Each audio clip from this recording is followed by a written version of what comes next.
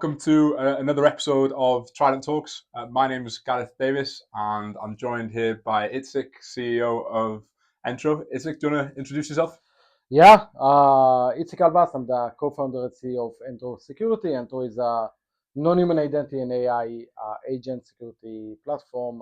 Pleasure to be here. Thanks for having me, Gareth. Appreciate it. You flew over from Boston, was it?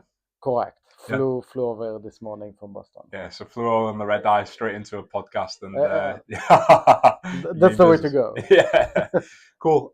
Tell me a little bit about your background. Like, how did you start off in the security space? Like, give me an idea of kind of the companies you've worked with and the positions you've held prior to Entro. Right. I've been in the security space for about 20 years now. Started at one of the intelligence units of the Israeli Defense Force. Okay. Prior to Entro, was responsible for the internal security of one of Microsoft's clouds, Microsoft Defender. Microsoft have three clouds. They have Azure, Office, and Defender Cloud. So I was doing the internal security for the Defender Cloud. Prior to that was the CISO, a Chief Information Security Officer, Okay. for an healthcare services, and been doing management, security management roles for about, I'll say, 15 years now. Okay. I've been possibly breached 3 times by non-human identities, which kind of led me to think about the problem. Okay. And that's kind of why, Entro came to be. Yeah. Entro was the first company that was doing non-human identity security. Now the market is kind of crowded. Yeah. Yeah. But yeah, that's like the gist about me. Okay, cool. So my next question is always going to be like, tell me about that pinch or that pain moment that you thought, right, okay, this is a solution that I need to go and solve, because you were, like I said, you were a CISO at Microsoft, right? You just said that you've been breached a couple of times. So was that the pain point where you thought, why is nobody else trying to solve this? Like, let me go away and try and fix this issue. Yeah. So again, I was breached 3 times by that. And the main problem with non-human identities is that non-human identities, if I'll just frame it for a second, those are programmatic access keys, if you will, that applications are using in order to access or authenticate against resources those application needs. So if an application needs to use a database, in order to authenticate against the database, they need a non-human identity. Mm-hmm. And the main problem is that those non-human identities are being created, permissioned, used by teams that are not responsible to secure them, like developers usually. They are the ones who are creating them. So they are creating them, permissioning them, and also scattering them around. They are pretty much storing them everywhere. They are committing them to code, they are in config files, they are sending them over Slack messages, and so forth. And as a security practitioner, I had no idea how many non-human identities I have and where they are. Yeah. And if you ever seen a non-human identity, it's a long read-only string, which means that even if I found one, I didn't know anything about it. I didn't know who created it, which application is using it, to connect to what resource, what's the permission set, and so forth. And when you're combining it, that organizations not know how many of those non-human identities they have, where they are, or how they can be utilized, it's literally you're unable to truly work and secure those non-human identities if you don't even know how many you have and where, right? It's difficult to secure something you don't know needs securing, or you don't know how much of there is, right? Exactly, and every developer is like creating hundreds of those now. So, that kind of led me to understand that the current tools that I was using back then are insufficient. And again, I was breached a few times. By the way, today it's according to IBM cost of data breach, Verizon report, like the Gartner main reports out there. It's the second most frequent attack vector, and it's the number one most costly attack. Okay.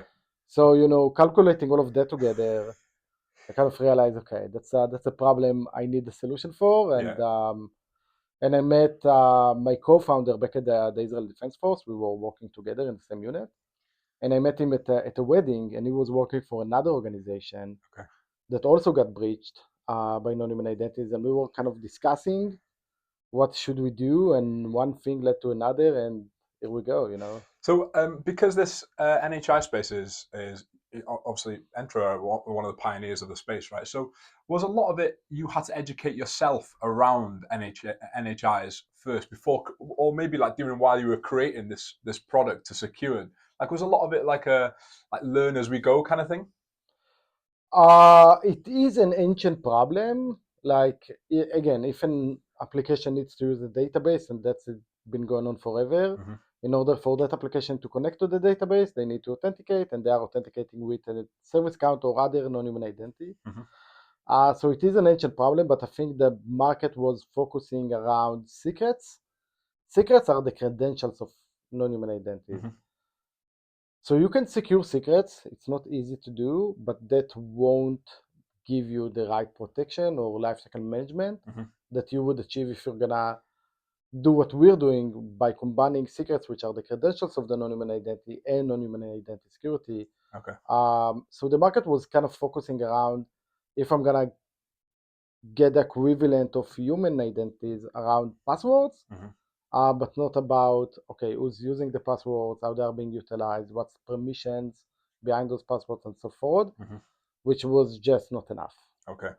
Okay. So is NHI a new sector within cyber, or is it an extension of IAM or PAM? Yeah, cybersecurity has invested a lot in human identity security. Yeah. Like we have SSO and MFAs, CASB, Zero Trust. We have so much going on around human identities. But for non-human identities, we really don't have a lot, right? Again, we even don't know how many we have. Mm-hmm. So yes, I do see it as an extension. Mm-hmm. If the organization is only securing human identities, that's not enough because, at least from our internal research, Yeah. we're saying that for every human identity in the company, you will have 144 on average Okay. non-human identities. Okay. And they usually have more permissions because they are connected to storage accounts and they are connected to Yeah. database and Azure environments, and you're not, securing any of those. So yes, it is an extension, super fundamental one too. Okay. And did the legacy IAM vendors try and breach this gap into the non-human identity space, or did they just not do it well enough, or were they just not, like fully focusing on that area? So the problem, I'll answer shortly and then I'll explain. Okay. They are not focusing on that area. And the reason is that the problems are different. So the problem around human actor, human identity, is very different than the problems we have around non-human identity. So I said earlier that even if you're going to find a non-human identity, you're usually not going to know anything about it. You don't know which application is using it, who's the human owner, permission set. You don't really know anything. Mm-hmm. Let's compare it to human identity. You know everything about them. You know their first name, their last name, their address. You know they are your employee. You know their role in the company, probably their SSN, or Yeah. so you know everything about them, right? So it's kind of different challenges. Although both of them are identities, Mm-hmm. now we have AI agents identities too, right? Again, it's a different problem area which requires a different solution, which requires a different focus of the company, and therefore we're not really seeing the identity players doing something around it. They are marketing Mm-hmm. around it, but as we all know, marketing is like Yeah. bigger than the truth, right? Yeah. So they are marketing a lot about it, but yeah, they don't really have any viable solution. Yeah. Okay. Yeah. Fine. And with I suppose you mentioned then, right, like AI agents, AI bots, and Yeah. how popular these are becoming. So do you see that this problem is just going to keep on scaling with the adoption of AI agents and AI bots? So every time you're writing code and that code needs to communicate with something, Yeah. which is all of the Every time. time, Yeah. every Yeah. time, usually every time, you will need a non-human identity, right? And now you have AI agents that also needs permissions. Mm-hmm. Those AI agents are applications. At the end of the day, yes, they have reasoning, yes, they have other stuff, but at the end of the day, those are applications that are using APIs in order to gain data access, and in order to authenticate against those APIs, they are using non-human identities. Mm-hmm. So in short, yes. As more AI agents, which means more applications, which means more permissions, which means more non-human identities. Okay. Yeah. Cool. And if Yeah. we focus on Entro and the product itself, how do you create visibility for your buyers, and how do you manage the NHIs? Right, so we're doing that with 6 different pillars. The first one, we're helping organizations to securely use non-human identities and AI agents, securely use them and scale them by basically managing, automating, and securing their lifecycle. And we're doing that with 6 pillars. The first one is inventory. Let's understand how many we have and where they are. Like, let's answer that question at least. How many AI agents, how many NHI I have and where. And then let's add context to them because we don't know pretty much anything about them. Whether it's non-human identities or AI agent, we don't know who created them, what's their purpose, how they're being utilized. So we're creating a lineage map of which application is using what non-human identity to access what resources, with what permissions, all of the activities, any vital information you need to know, like ownership and so forth. We're creating that lineage map. And now that we have the visibility, the inventory, and we have the classification stage, after we have those two, we can start doing risk assessment and management stuff. So we have the inventory, we have the classification, and now we can start doing stuff like, hey, how many non-human identities have excessive privileges, right? They have admin permission, but they're only reading from the database. Let's right size those permissions, right? How many of them have not been rotated, or their secret, their credential wasn't rotated or replaced in a long period of time, and so forth. So any misconfiguration around them. After that, we're doing so after the misconfiguration, the static risk analysis, we're doing dynamic risk analysis. We're doing abnormal behaviors. We're tracking their activities, and any deviation from their baseline of activities, we're gonna run our threat detection rules over them to find abnormal behaviors, like if someone is using your service account from North Korea and you're probably not doing business at North Korea, we're gonna block that for you. You know, might be an issue. And the same goes around AI agents. Like if they are doing weird stuff, we're gonna let you know. We're gonna block them. And once we're doing all of that, we have automation for remediation, because as mentioned earlier, 144 per one employee. That's not something you can do manually.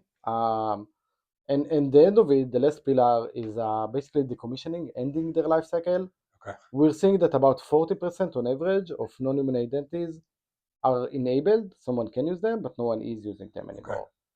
And if they are idle, if they are staying, no one has been using them for the past 2 years, let's delete them, let's disable them, let's get rid of them, and reduce our attack surface by 40%, right? Like that. So those are the pillars for non-human identities and AI agents. So you've got NHI DR, right? It's a product you've got? Correct. Non-human identity detection and response. That's the active monitoring, the abnormal behaviors. Okay, yeah. So talk to me about that in greater detail.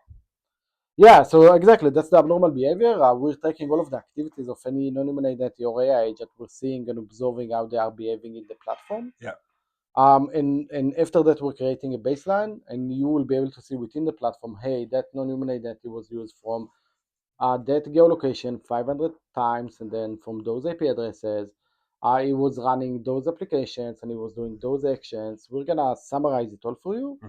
And once you know everything of what they are doing, and we know everything of that what they are doing, now if we start seeing something else, like they are asking for more permissions, or they are in activating disable stuff and stuff that are weird or abnormal, and are outside of their baseline of activities, we're going to be able to highlight that, alert about that, and also prevent it or disable it if it already have happened.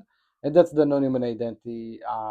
Actually, we're calling it now NHI detection and response, because it's also affecting AI agents. Okay, yeah, fine. And how easy is it to integrate your product into a new environment?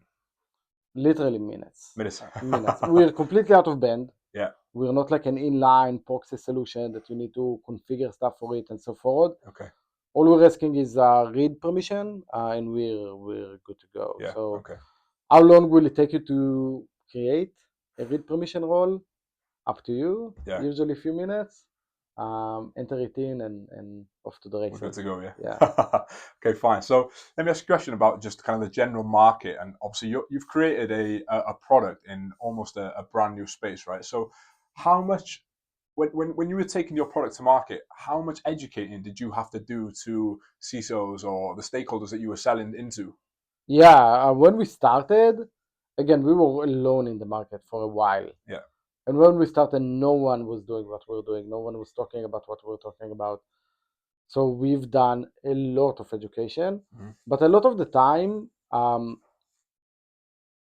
customers felt the pain. So it's not like we invested heavily in the education. We invested heavily in the awareness. There is a new solution in town that you can leverage in order to solve it. I think that was the education that we needed to do. It's not around, hey, you have a problem, maybe you haven't figured it out yet, but you have a huge problem over here, and here you go, that's the problem. Every time we, talked about that with an organization, with a security practitioner, every time we were like, hey, your developers are creating non-human identities, right? And it was like, yeah. Do you know where are all of them? And he's like, hell no, I have no idea. Would you like to know? And he's like, sure. Yeah. Okay. So the problem area was clear enough for everybody. I think what wasn't clear is there's actually something that can solve it for you now, and is doing something different, and that was what the education piece was. But like everything new, we needed to do a lot of education to explain why our approach is actually going to solve the problem. Okay, yeah, cool. And what makes your approach different to some of the other users in the space? I know you've said that there's a very compressed market at the minute. There's a lot of vendors in the space. What makes Entro different to your competitors? Oh, there's a lot. Most of our competitors are either doing only non-human identity and totally ignoring secrets, which are the credentials of those non-human identities, which is a big mistake. Big mistake to only do that, because it means that you're not really covering a lot of the stuff. So unlike the human identity realm, where you will need the username and the password in order to go ahead and authenticate, like if you're gonna only have the username, that's only F of what you need, and if you only have the password, again, you're unable to authenticate. In the non-human identity realm, all you need is the secret. That's it. All you need is the password, quote unquote. All you need is the secret, the credential of the non-human identity in order to authenticate. And if you're missing that part, you're missing quite a lot. And I think that's kind of a pitfall of a lot of the other companies in the space. In terms of our differentiators, but our true differentiators, other than that, because that was like a decision that they are not covering it, it's not easy to cover that too. But other than that, so Entro is out of entropy. Entropy, like highly disorganized stuff. And as mentioned earlier, those non-human identities are long randomized strings, right? We have a very unique algorithm that is able to detect them, discover them, and understand if it's truly a non-human identity or just someone fell down on his keyboard, and it's a long string. Yeah. And because of that, we're able to find usually like 60% more non-human identities than our competition, which already gives us an amazing edge. Like think about it, you're a CISO, you're responsible for security, and one company is finding 1 million non-human identity, and another one is finding like 400,000. You're like, okay, guys, that's a big issue we now have, right? The abnormal behavior piece, the NHI, DR, we're the only one who's doing that, and we're doing a lot of stuff very differently. Also, the AI agent security, the way we're going about it is very different than our competitors are doing that. Okay, yeah, fine. And how do you continue to innovate in such a brand new market that is almost getting a little bit too crowded now with competitors? How do you continue to innovate, and where do you go from where you are now, and where do you want to be? Yeah, another great question. I think it's kind of easier to innovate in a new market than it is in a mature one. I think that as long as we're solving the problems in the right manner, we kind of have the flexibility to explain why we've done it in such a way. If we were building firewalls and taking a brand new approach about firewalls, I think it's gonna be more difficult to do some innovation over there. In a brand new market, it's easier. Um, and we're experts over there. We've been doing that for quite some time now. We have the biggest customer base, and we're relying a lot on feedback and our customers' needs and so forth. And it really helps us to keep pushing that market forward. Okay, and as market leaders in the space, where do you eventually want to be? Market domination for sure.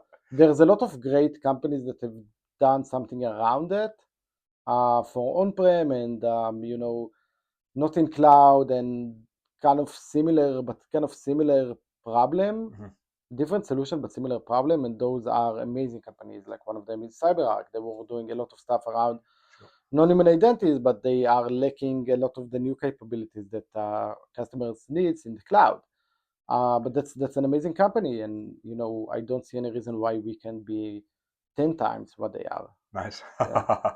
Dream big, right? Is when you start a vendor, or if you start a new product or a new business, is the goal always to, like, when you sat down with your co-founder, did you say that the goal is to be acquired, or is the goal to be IPO? Do you have that big conversations early on, or do you turn around and go, well, let's create a solution first, let's see where it takes us, and then we can have them conversations further down the line? Of course you're having that conversation, and of course because it's gonna change your strategy of how you're gonna build the company. Okay. And of course you have a lot of daydreaming about what it can be and what it can become. Sure. And also, of course, you're gonna pivot a lot as you're building it. You'll be like, yeah, I thought I'm gonna do A, but now B makes more sense, and then C, and then C tag. So of course we're thinking about it. For us, it was to build a great solution that can provide the security and automation and management around non-human identities and AI agents that companies are actively seeking for. And as long as we're able to grow, we're gonna grow. So for us, it wasn't like, hey, let's do something quick and get out. We're here to stay. Okay, yeah, good. Yeah. Okay, cool. My next question was going to be, how long have you been? How long has Entro been in existence now? Is it since 2023? Correct.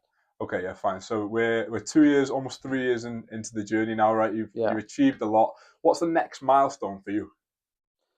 Yeah, so we have a lot of stuff that we're gonna do. I'm not gonna share everything that we're gonna do over here, but there's a lot of stuff that we're gonna do in the roadmap and in our vision of the company, and there's plenty of stuff to still, do and achieve.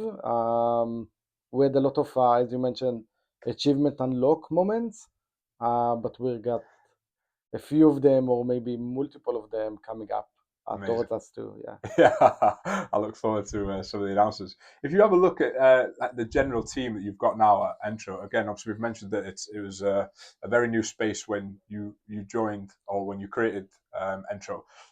What were the DNA fabrics that you were looking for in the people that you hired to come and build this with you? Was there a certain trait or a certain characteristic that you admired or that you knew that you needed in order to build this and make this a success? Yeah, because it's a new way to solve an existing problem. Of course, we wanted people that know the problem, worked with the other vendors, kind of the legacy vendors that are not really solving it, to truly understand what it's missing. Of course, we needed those kinds of figures in our product side. Israel have a lot of great tech pool. Yes. It's an understatement. Yeah, and I was fortunate enough to, meet a lot of great minds during my service. Yeah. So I had, and I still have a lot of reach to get the right technical folks in the company. Okay, yeah, fine. And obviously the when you serve and when you're in the IDF, it's a huge part of who you are probably today, right? And the way that you kind of maybe lead a team, or the way that you maybe build a company. What do you think you learned most from the time that you served that you've implied to Entro, or maybe your leadership style now? Yeah, there's quite a lot. I think is being able step by step to achieve something that you didn't thought is achievable at first, or it's like a faraway target for you. You're doing some great things in the IDF, and you're also affecting a lot of people. And it's like, it's insane that at the age of 18, because that's the age they are drafting you. Yeah. Military service is mandatory in Israel. Yeah. So 18 to 21, that's like the mandatory the mandatory army service. I stayed longer than 21, and it was always kind of crazy that okay, you're taking a bunch of 18-year-olds, you're giving them great, Responsibilities. yeah, great responsibility, and we're achieving amazing stuff together, and it's kind of insane in some scenario, but it's also preparing you to do some quote unquote insane stuff and reach Yeah. amazing goals, because you've done that before and you were Sure. 18 and you were kind of stupid back then, Yeah. and hopefully you matured by now. So definitely it prepared me to do a lot of the stuff that I was doing afterwards. I did manage a lot of people back at the Israel Defense Force, and that was kind of why I gravitated into managing security, going to the public market. Yeah. So definitely shaped my work. But you say that the biggest impact that it had on was that ability, or maybe to give you that belief that you can go and achieve audacious or very big goals that maybe seem so far away, but with the right steps and the right plan in place, you can achieve anything. Yeah, we used to get tasks, and we were like, no way, it's no way we can do it. And then your commenter is like, yeah, that's what we need. So figure it out. I trust you guys. You're gonna achieve it. You're great. I'll And talk did you to. get a lot of accountability? Did you get a lot of accountability in the when you served, and a lot of free rope to or free reign to go and do what you needed to do to get the job done, or was it a lot of micromanaging? I would say the way to get it done. So maybe before like going to production or enabling certain stuff, of course you needed to get the right approvals. Mm-hmm. You're not gonna go ahead and push Sure. stuff out there that because you think it's gonna work or it's gonna be in the best interest of whatever you're gonna do. But the way to solve it, that was ours. Mm-hmm. You're like facing an amazing challenge. They're like, yeah, go ahead and solve it. It's completely yours. You have everything you need over here. You have Use complete autonomy to do what you need to do. Yeah, but come back and of Yeah, course and show me. report. Yeah, show me. Yeah. Okay. Yeah. Fine. Yeah. Obviously, yeah. We've chatted that you're almost 3 years into your journey now. What's been the most challenging part of your journey so far? Is it getting from like 0 to 1 million in ARR, for example, or is it building a certain team? Or tell me about kind of the biggest challenges that you've faced whilst running the show at Entro. Pretty much everything. It's like I can't even answer it because it's literally everything. Of course, when you're taking the seed money and you understand that now you have a clock and you need to reach $1 million in ARR within like a year Yeah. tops, Yeah. hopefully before, you're like, how am I supposed to do it? I don't even have one line of code. Yeah. And now I need to Okay. sell it for $1 million recurring. Yeah. And you're like, it's unachievable. And then you're achieving that. And then once you're achieving that, your investors are kind of getting greedy and they're like, okay, great, now let's do 4x. And Yeah. we're Yeah. like, Yeah. what? Okay. How can we bring 1 million to 4? And then you're doing that. And also, I've been a tech guy my entire life. Yes, management, but tech guy. Yeah. I knew nothing about sales and marketing, nothing about sales and marketing when I entered my position as CEO. And of course that's like completely filling my day now, understanding sales, understanding marketing. Yeah. I'm based out of Boston, which is our headquarters, and all of our sales guys are over there. Not all of them, but Yeah. enough of them. And kind of learning as we go, a completely new role, Yeah. and a completely new position, and then managing it too. I'm just happy that I have such a great team that helped me, and taught me all of that. Good. And if we have a look, so I won't ask you about the greatest thing that you've learned across the business because there'll be many things, right? But if we focus on an area that maybe that you've never done before, marketing and sales, right? What's the number one lesson you might have learned from having to adopt or try and be a seller or try and market at your business? What's the number thing that you've that you've learned? A lot, but I'm gonna give, and I can give you a lot of answers, and all of them are super important. But I think I'm gonna answer it differently. I think what I've learned is that again, always on the tech side, and I hired a lot of people before I joined Entro. I was the manager of a lot of people. I fired, unfortunately, some employees and so forth. And I kind of realized at Entro there are two types of hires. There are, the type of hire that you know everything about. Like if I need to hire an engineer or a security practitioner guy, I can do it like that. Sure. I can box them easily by where they worked and what they've done and understand if they are the right fit for me or not. Yeah. And there's a different kind of hiring, which is knowledge hiring. I know nothing about marketing. Now I need a CMO. Now I need like a chief marketing officer to bring knowledge into the company. How can you understand? How can you interview it in the right manner? And after you're onboarding, how would you know to set the right KPIs? How do you know to measure the right stuff? Manage performance. Yeah, so I mean that's exactly where the right team is coming to play, because of course if you're managing a broad set of areas, you're unable to know everything, and the hiring the right kind of guy or lady to bring in data that is missing from your organization, that's probably the most crucial stuff, and something you should probably get right. And I'm going to assume that when you hired for these positions that you knew nothing about or barely knew anything about, you didn't know how to manage them, you don't know how to performance manage them or KPIs, you didn't know exactly what they were going to bring. How important was it for you to be able to lean on maybe your advisors or maybe your the VC that you raised with? How important was that relationship that you had with them?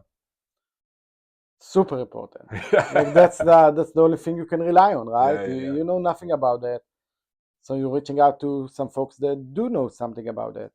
But also I kind of realized that yes, I'm ramping up. They are kind of teaching me, those advisors, and helping me, my friends, to understand what I'm missing, what I need to do, what questions I need to ask, what the responsibility is going to be like. But I still realize that like anybody in the field can lie to me over an interview, and I wouldn't knew. So of course you're relying a lot on them and having them interviewing them too, and so forth. Yeah. Okay. Cool. And for any CISOs or stakeholders that you might be interested in having a conversation with, what's the number one lesson that they can take away from this conversation? That's I think CISOs should understand, and probably all of them or most of them are already understanding that security is not an average game. And what I mean by that is if your VP of engineering brings your engineering team or group to 85% efficiency, that's amazing. Mm-hmm. That's amazing result in 81 efficiency. If your security is 85% efficient, you're probably going to get breached. And the reason is if your firewall is getting A+, your EDR is getting A+, your other stuff are getting A+, cloud security A+, and so forth, but you don't have anything around non-human identities, and that's an F over there, mm-hmm. You're going to get breached by non-human identities. And if you don't have anything around AI agents, and that's an F over there, even if all of the others are A+, you're going to get breached by that. So go broad and make sure you have something in place for every angle. And if you need to do prioritization, the way I used to do prioritization is by going to those reports like IBM cost of data breach, by Verizon reports, looking at the top risks out there, the top breaches, most frequent breaches, most costly breaches. If the first one is phishing, I have something for phishing. Yes, I do. Great. The second one is NHI. Do I have anything for NHI? I don't. Okay, that's my next project. Yeah. That was what I was doing, and that's how I think about stuff when I'm in their shoes and position. And if it can be a good advice to someone, then great. Cool. And where can people follow you, Entro's journey? Like, are you active on social media? Yeah, I think I'm kind of out there, They just search Itzik Alvas at LinkedIn, send a message, or via our website, Entro.security. You can reach out over there. We're gonna definitely be happy to show you a demo or explain anything. I think it should be straightforward to find us. Cool. Well, listen, we'll end the episode there. I really appreciate your time, and obviously can't wait to get stuck into the NHI Global Summit tomorrow. Right? Yeah, thank you, Gareth, for Cool. having me. Amazing. Thanks for your time, Izzy. Yeah.